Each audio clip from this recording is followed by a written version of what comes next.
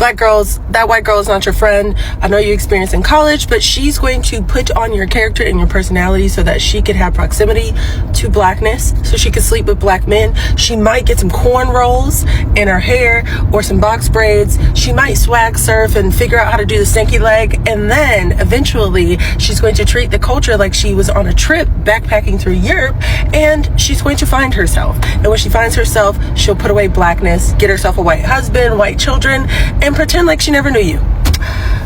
Stay careful, stay safe. Bye. Okay, so I've been watching some videos recently and I just had to pause because this topic is actually very wild. Some black women are speaking honestly about why black people and white people cannot or never be friends. And the reasons are kind of, deep, complicated, and honestly, they hit different. Now, this is not me saying all black people think this way or all white people are like this. I'm literally reacting to what some of these people are saying in their videos, and some of it, Anyways, let's watch those videos and we'll be right back to discuss it. The reason why I don't have no white friends is because they are passive aggressive people. I said what I said. They are. The amount of times I could tell you a white person has brushed past me without saying excuse me, literally said some weird shit out of their mouth, and I had to tell them what you said, ask them what you said, like check them about it, is insane. Another reason is also that a lot of white people lack self-awareness. They lack it so bad. I understand that we are living in a white supremacist society, but watch how y'all act around people or how y'all talk to people. Some of y'all lack self-awareness, and it shows each and every time. And not to mention, I feel as though for me as a black person, I'm obviously self-aware a lot of times because I know how black people are perceived on the media, in society.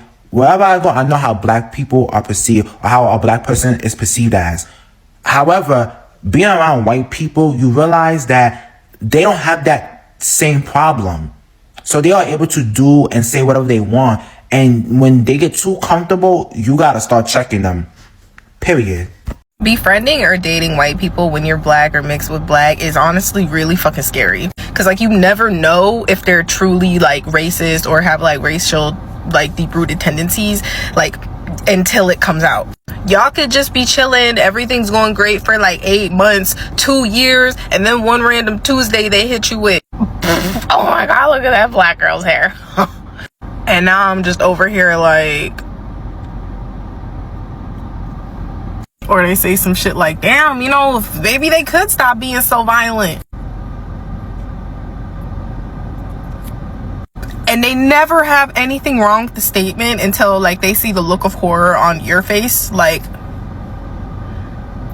then they start with the, oh, I didn't mean you, oh my gosh, oh, no, I'm so sorry, I just there's some of them that do that, and I just really think they shouldn't do that because that's messed up, and we don't do that. The whole time they're just digging themselves deeper in the hole. And it's see, this is why a lot of black people just don't date or befriend white people, and it's not because we're racist, it's because we don't want to feel the heartbreak that's going to follow after we figure out that you're racist. The minute you start wanting me to compare some shit with some white people is the minute you lost me. When y'all be white women, white men, the white Americans, the white this, or if I'm talking about a particular topic and y'all bring up a white man or a white woman who did it when I'm talking about a black person at the time, I really don't I don't pay attention to what white people do. I want y'all to know that I'm black as fuck. I watch black shows, I deal with black things, okay? Do I watch rich white girl reality shows sometimes? Possibly, yeah. But do I really give a fuck about what they doing in real life? No, I don't even follow them. If y'all stop giving a fuck about what white people do and stay home, we could get done with a lot of this shit faster. But y'all be so concerned about what white people do. Lately, people have been assuming that I have white friends, and I have become more and more irritated because it's really offensive. And before you're like, oh, why is it offensive that people assume you have white friends? Let me show you the school I went to. I do rep my W gear at least once a week because I am proud of the school I went to, because I'm proud of myself for graduating. But this is the type of shit I had to deal with, and this is why I don't have any white friends, especially from W. Because what do you mean you held a visual for Charlie Kirk? These were the same people that were happy that Trump won that first election that he won. I had to walk around campus next to a whole bunch of white people with MAGA hats on. You know how comfortable that is for me? You think I can trust any of those white people that went to this school? So when people assume I have white friends, yes, I get offended. Because that means I would be a coon. And I never want to be labeled one of those. Okay? If I became friends with anybody from that white school, they wouldn't be able to be trusted. I'm sorry. Like, I wouldn't trust them. Because if not them, their family. If not their parents, their grandparents.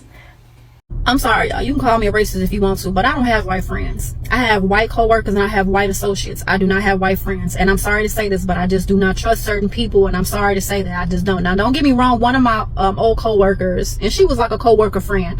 I was invited to her baby shower, and I was the only black person there for maybe like 15 minutes. And then another girl came, and we was the only two black people there. But I felt comfortable around her and her family. But as far as like sleepovers and things of that nature, I just can't do it. Because you see, remember what happened to that black lady that got on the live when she had all them white ladies over for a sleepover? I'm not sleeping at your goddamn house. I'm not gonna be a part of the movie Get Out. We are not doing it. And I thought about that young boy. I don't know the full story, but the one that was in Wisconsin, the black guy that went with his friends into a barn party and they was almost putting him in the meat shredder. Y'all better start talking to y'all kids. I understand you want them in a nice neighborhood, nice school, things of that nature, but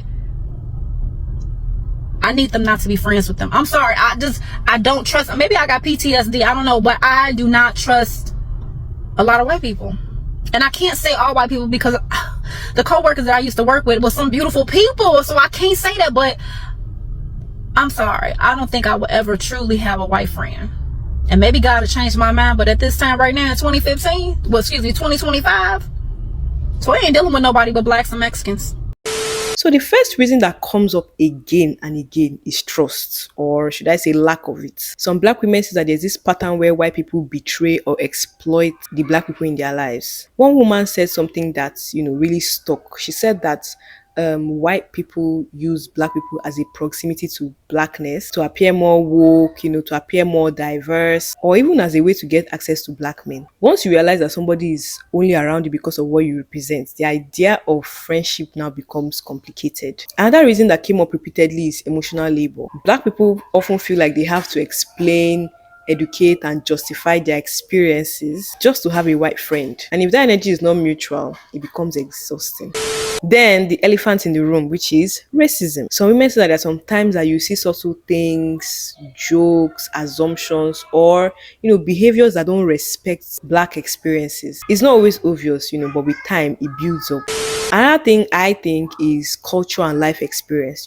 Black people and white people obviously grew up or grow up with different life experiences, like completely different life experiences. That does not automatically mean that you cannot be friends, but if those differences are not acknowledged or understood, it can create tension.